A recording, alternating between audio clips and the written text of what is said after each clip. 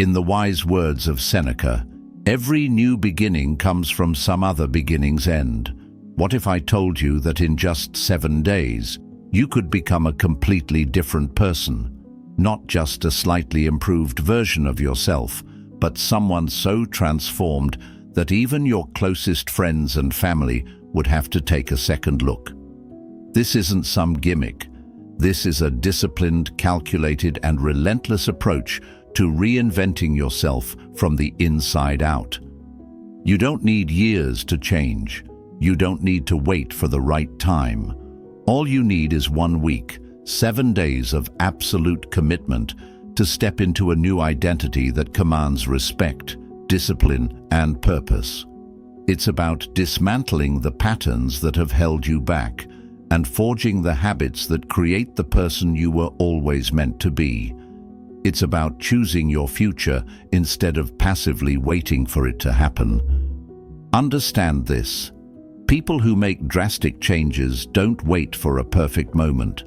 They don't sit around hoping things will get easier. They seize the now. They realize that the version of themselves they dream of becoming isn't waiting for them in the distant future. It's built today, in this very moment. Transformation doesn't happen slowly over years. It happens in an instant, the moment you decide and follow it with unrelenting action. When this week is over, you will not be the same. Your mind, your body, your habits, they will shift to match the highest version of yourself. If you've ever wished for a reset button, this is it. But there's no room for hesitation, no half measures, no excuses.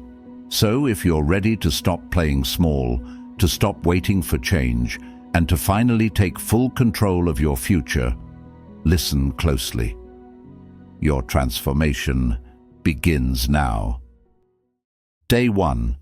Confront your current self. It all starts with one decision: to stop lying to yourself, to stop pretending that everything is fine when deep down you know you've been playing small. The hardest thing to do isn't changing your life. It's admitting that you need to change, that the way you've been operating, the habits, the mindset, the distractions, isn't getting you anywhere. That's the real battle, and today you face it head-on. The Stoics had a practice of radical self-honesty. They believed that if you wanted to master life, you had to first master yourself. Seneca once wrote, "A consciousness of wrongdoing is the first step to salvation." Think about that. Most people never take that first step because it's uncomfortable. It's easier to blame the world, the economy, other people. But if you keep blaming everything outside of you, you stay powerless. The moment you take full responsibility, when you stop making excuses and start owning your actions, that's the moment your transformation truly begins. So today, you're going to do something that most people never do. You're going to take a brutally honest inventory of your life. And I mean brutal. No sugarcoating, no justifications. Grab a notebook, open your phone's notes app, whatever works, but write this down. What habits are holding you back?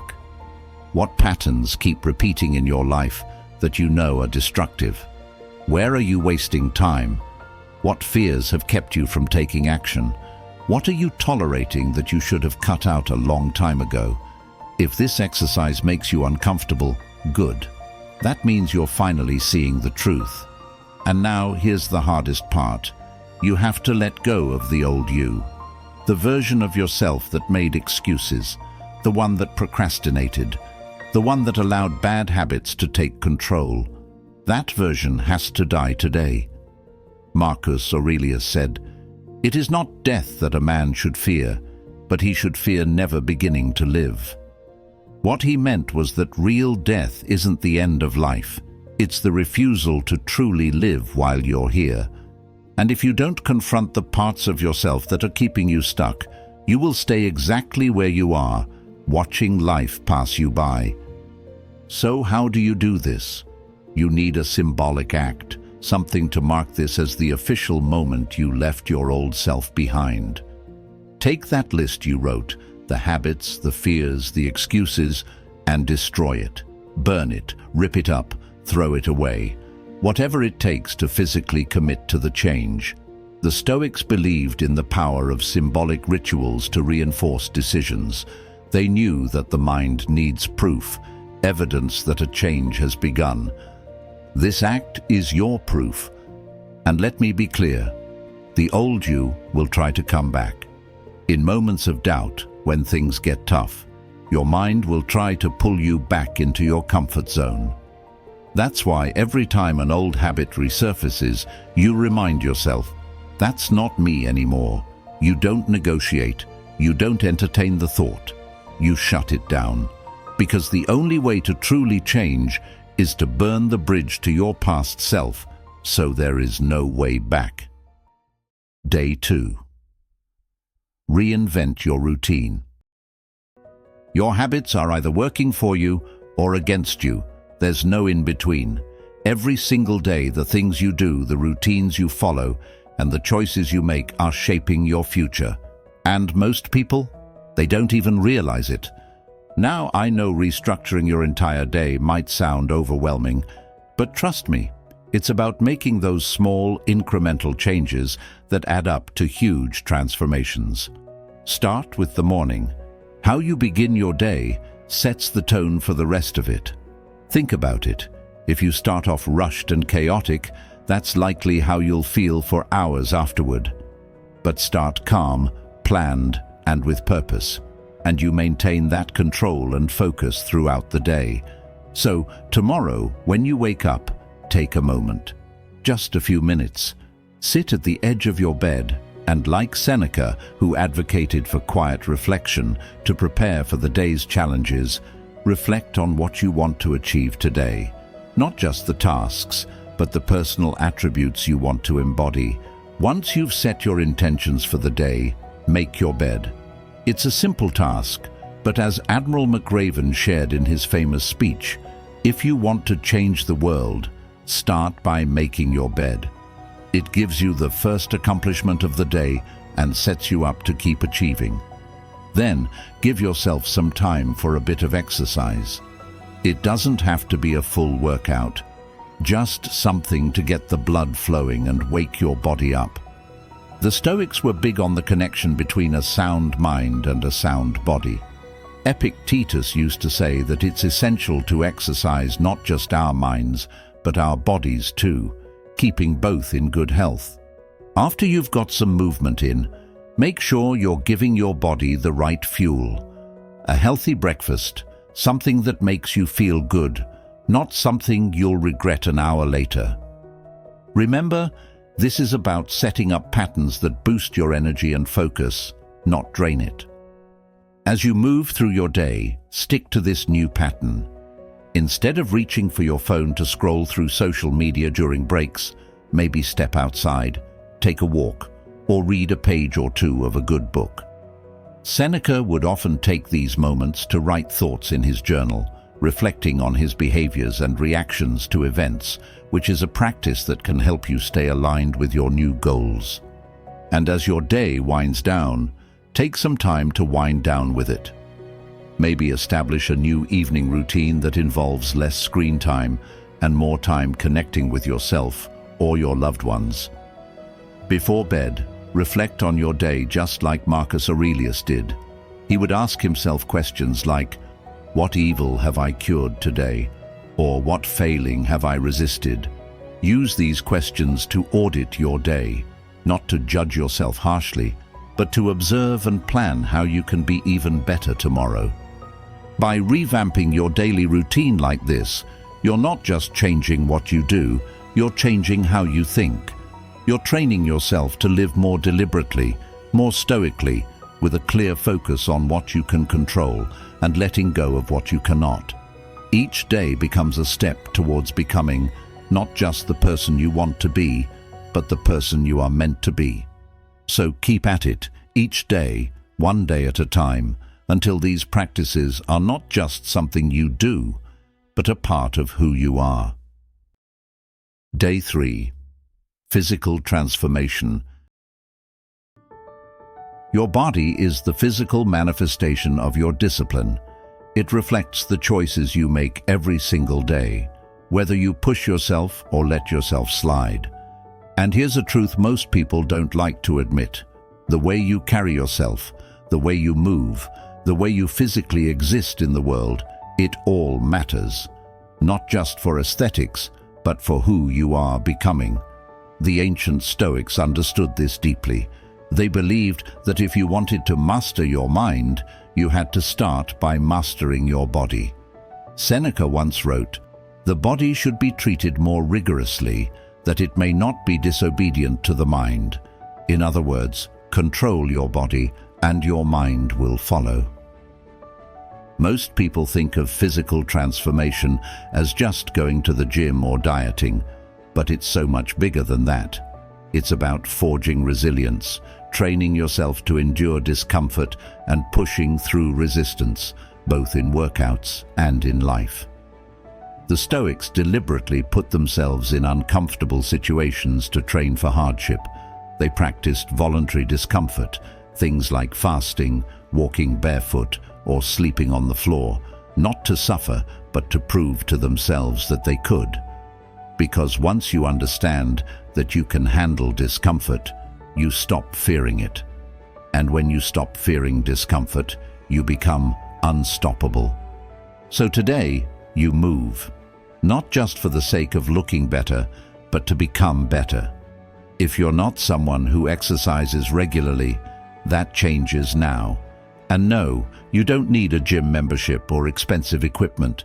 You just need to start. Go for a run, do body weight exercises, lift something heavy, get your heart rate up, break a sweat, feel your body come alive. This isn't about punishment. It's about awakening something in you that's been dormant for too long. The feeling of effort, of pushing past your limits. That's where confidence is built. That's where you begin to reshape your identity. And let's be clear, this isn't about chasing perfection. It's about consistency. You don't need to train like a professional athlete, but you do need to train like someone who respects themselves. Someone who understands that discipline in the body creates discipline in the mind. That's why Marcus Aurelius wrote, "You must build up your life action by action, and be content if each one achieves its goal as far as possible." One workout won't change your life, but the habit of showing up every day will. Now let's talk about fuel. What you put into your body dictates your energy, your mood, your focus. The Stoics believed in moderation, in avoiding excess and indulgence that weakens the will. Epictetus warned against being ruled by cravings, saying, "No man is free who is not master of himself." So today, you eat with intention. No more mindless snacking, no more foods that leave you sluggish and foggy. You don't have to be extreme, just make better choices. More whole foods, more water, less of the junk that keeps you stuck. Every time you eat, ask yourself, is this helping me become stronger, sharper, more disciplined? If the answer is no, you already know what to do. Posture, movement, presence, it all shifts when you start treating your body like a tool instead of an afterthought. When you strengthen your body, you carry yourself differently. You stand taller, you move with purpose. And trust me, people notice. More importantly, you notice. Because the stronger you become physically, the more unshakable you become mentally. Day 4. Challenge your mindset. Your mind is either your greatest weapon or your biggest weakness. It will either push you forward or hold you back. And the crazy thing, you get to decide which one it is. Most people go through life as prisoners of their own thoughts, trapped by invisible walls built from self-doubt, fear, and excuses. They tell themselves stories. I'm not good enough, I'm not lucky enough, I'm not capable enough, until those stories become their reality. But here's the truth. Your mind is just a collection of patterns, beliefs, and habits. And just like any bad habit, negative thinking can be broken. That's exactly what today is about. Rewiring your mindset, tearing down every limiting belief and replacing it with something stronger. The Stoics were relentless when it came to controlling their thoughts. Marcus Aurelius wrote, "You have power over your mind, not outside events. Realize this, and you will find strength." In other words, what happens to you doesn't matter nearly as much as what happens inside you. The real battle isn't out there in the world, it's in your head. So today, you stop reacting like a puppet controlled by circumstances, and you start thinking like a warrior who owns every situation. The first step? Awareness. Pay attention to your thoughts today. Notice how often doubt creeps in, how quickly you make excuses, how easily you let negativity take over. Every time you hear that little voice saying, "I can't," stop it in its tracks. Question it. Challenge it. Ask yourself, who told me that? Where did that belief come from? Is it even true? Because most of the time it's not. It's just an old script you've been running on autopilot, a story you picked up from someone else, a fear disguised as logic. The Stoics called this examining impressions, testing your thoughts instead of blindly believing them. Now, let's get practical. Every time a limiting belief pops into your head today, replace it with its opposite. Instead of, "I don't know how to do this," say, "I'll figure it out." Instead of, "I'm not strong enough," say, "I'm becoming stronger every day." This isn't about fake positivity, it's about shifting your focus. The Stoics didn't sit around hoping for good outcomes. They trained their minds to be resilient no matter what happened. Seneca wrote, "A man is as miserable as he thinks he is." If your thoughts create your experience, why not start thinking like someone who is unstoppable? And let's talk about fear. Fear is the single greatest killer of potential. It stops people from taking risks, from speaking up, from chasing the life they actually want. But here's the thing, fear is always worse in your mind than in reality. The Stoics had a practice called premeditatio malorum, or the premeditation of evils. They would visualize the worst-case scenario before it happened, preparing themselves mentally so that when challenges arose, they were ready. They didn't avoid fear, they stared it down and took its power away. So today, think about the things you've been avoiding because of fear. Maybe it's starting that project, having that difficult conversation, stepping out of your comfort zone. Whatever it is, picture the absolute worst-case scenario. Now, ask yourself, could I survive that? Could I handle it? The answer is almost always yes.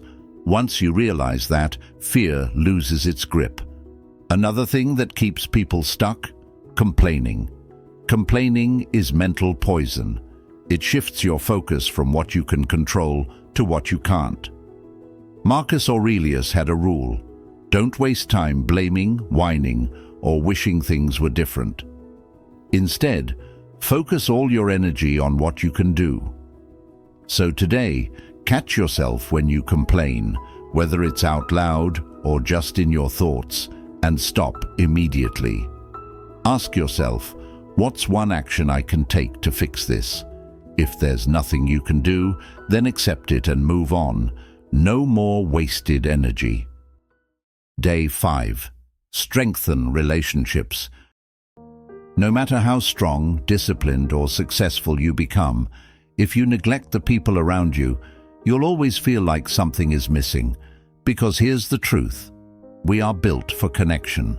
Even the most independent, self-sufficient person needs relationships that challenge them, support them, and make them better. The Stoics understood this deeply. Marcus Aurelius, despite being the most powerful man in the Roman Empire, constantly reminded himself that he was just one piece of a greater whole. He wrote, "We were born for cooperation, like feet, like hands, like eyelids, like the rows of the upper and lower teeth." In other words, trying to do life alone isn't strength, it's weakness. But let's be real, relationships aren't always easy. People are messy, unpredictable, and sometimes frustrating. And maybe you've convinced yourself that you're better off keeping to yourself, avoiding the hassle. But if you think about it, the greatest moments of your life, the ones that truly meant something, weren't about money, achievements, or status. They were about people. The late-night conversations that changed your perspective. The friend who showed up when you needed them most. The mentor who pushed you to think bigger. These moments weren't about what you had, they were about who you had. So today it's time to strengthen your relationships. Not just the ones that are easy, but the ones that truly matter. And that starts with a simple but often overlooked habit: being present. In our world of distractions, where most people can't get through a conversation without checking their phone, the ability to give someone your full attention is rare, but it's powerful. Seneca wrote, "Wherever there is a human being, there is an opportunity for kindness." That means every interaction, whether it's with a friend, a co-worker, or even a stranger, is a chance to be intentional, to connect, to leave someone better than you found them. Start with the people closest to you. When was the last time you had a deep conversation with your parents, your siblings, your best friend? Not the quick, "How's it going?" but a real, meaningful talk. Call them, meet up with them, ask them questions and actually listen to their answers. Because here's something most people don't realize. Everyone is fighting a battle you know nothing about. Even the strongest, most put-together people have struggles they don't talk about. And sometimes the smallest act of kindness, the simplest, "Hey, I've been thinking about you," can make more of a difference than you'll ever know. Now, let's talk about the people you surround yourself with. Because not all relationships are worth keeping. Some people lift you up, challenge you, make you better. Others drain your energy, fill your head with negativity, and keep you stuck in old patterns. The Stoics were ruthless about this. Epictetus said, "The key is to keep company only with people who uplift you, whose presence calls forth your best." Take a hard look at the people in your life. Are they pushing you toward the person you want to become, or are they holding you back? If it's the latter, it's time to distance yourself. That doesn't mean you have to cut people off cold, but it does mean being intentional about who gets your time and energy. Because time is your most valuable resource, and who you spend it with determines the direction of your life. And finally, don't just strengthen relationships, build new ones. If you don't have people in your life who inspire and challenge you, go find them. Join a new community. Reach out to someone you admire. Put yourself in places where high-level people gather. The Stoics believed in seeking wisdom from others, learning from those who have walked the path before you. Seneca was a mentor to Nero. Epictetus was a teacher to many. No one grows in isolation. If you want to become the best version of yourself, you need to surround yourself with people who reflect that version. Day 6. Plan for the future. Most people drift through life without a plan.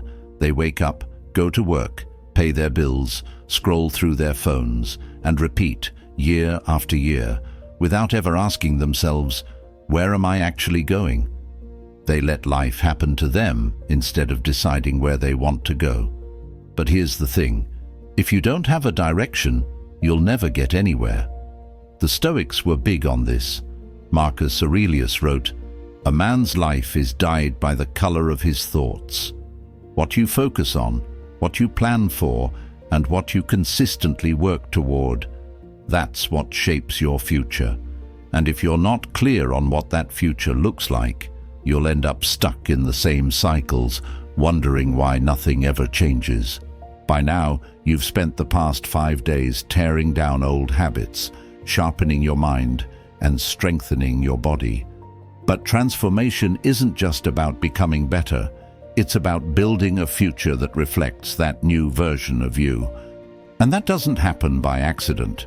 It happens by planning, intentionally, strategically, and with absolute clarity. Seneca said, "If one does not know to which port one is sailing, no wind is favorable." Think about that. If you don't have a clear goal, it doesn't matter how much effort you put in, you'll just keep drifting. So today we fix that. It's time to take control of your future and design it with purpose. And don't say, "I don't know what I want." You do. You just haven't given yourself the time or permission to be honest about it. So start with this question. If everything in my life aligned perfectly in the next 5 years, what would it look like? Not just in a vague, "I want to be successful" kind of way. Be specific. Where are you living? What kind of work are you doing? What does your day look like? Who is around you? How do you feel waking up in the morning? The clearer you are, the easier it is to move toward that vision. Now take that 5-year vision and break it down. What needs to happen in the next year to get closer to that? What needs to happen in the next 6 months? The next month? The next week? Most people get stuck because they only dream about the future. They don't create a system for actually getting there. But planning is useless without execution. Marcus Aurelius had a rule: act according to reason, not impulse. That means setting a strategy and following through with discipline, not just when it's convenient, but every single day. And here's a key point: your plan needs to be flexible. The Stoics understood that no matter how much you prepare, life is unpredictable. You'll face setbacks. Unexpected challenges will come up. But that's not a reason to stop. It's a reason to adapt. Epictetus said, "Circumstances don't make the man, they reveal him." So when things don't go as planned, adjust. Find another way. Keep moving forward. The people who succeed aren't the ones with the perfect plan. They're the ones who stay committed no matter what. Day 7. Reflect and reset. The Stoics believed deeply in the power of reflection. Every night before he slept, Seneca would review his day, asking himself, "What did I do well? What could I have done better? What lessons did I learn?" This wasn't about self-judgment. It was about self-mastery, about making sure that each day wasn't wasted, but instead used as a building block for something greater.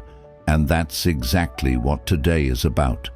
Looking back, not with guilt or regret, but with clarity and purpose. So ask yourself, what changed this week? Look at your habits. How do you feel compared to a week ago? Look at your mindset. Are you thinking differently? Look at your confidence. Are you walking with more purpose? If you really committed to this process, the answer should be obvious. But there's something else to reflect on too: the resistance. Because let's be honest, this wasn't easy. There were moments where you wanted to quit, where your old habits tried to pull you back, where the voice of doubt crept in, whispering that this was pointless, that you'd never really change. That voice isn't gone, and it probably never will be. But the difference now? You don't listen to it anymore. Epictetus said, "Progress is not achieved by luck or accident, but by working on yourself daily." And that's the key. This week wasn't a magic trick. It wasn't about a quick fix or instant results. It was about momentum, about proving to yourself that change is possible when you stop waiting and start moving. But momentum only lasts if you keep it going. So now the real question is, what happens next? Because let's be clear, if you don't actively continue this work, your old self will creep back in. You'll slip into familiar patterns, and before you know it, a week will pass, then a month, then a year, and you'll wake up wondering how you ended up exactly where you started. That's what happens to most people. They get a taste of change, but they don't lock it in. They don't create systems to sustain it. And that's why today isn't just about reflecting, it's about resetting. solidifying these new habits so they become part of you, not just something you tried once. Marcus Aurelius reminded himself daily, "Waste no more time arguing about what a good man should be. Be one." You already know what needs to be done. You already are the person you want to be. You just have to keep showing up as them.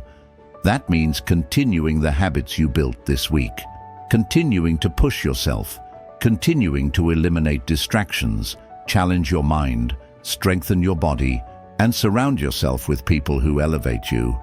You've proven that change isn't something that happens to you. It's something you create. The habits you build, the choices you make, the way you carry yourself, all of it shapes the person you're becoming. And now, the only question left is, will you keep going? Most people will wait. They'll tell themselves someday, but not you. You know better. You've already started. So don't stop now. Keep pushing, keep refining, keep evolving, because the greatest version of you isn't ahead in the distant future. It's right here, waiting for you to claim it. If you're ready for the next step, watch one of the videos on your screen right now. And as always, thank you for being a part of Stoic Journal.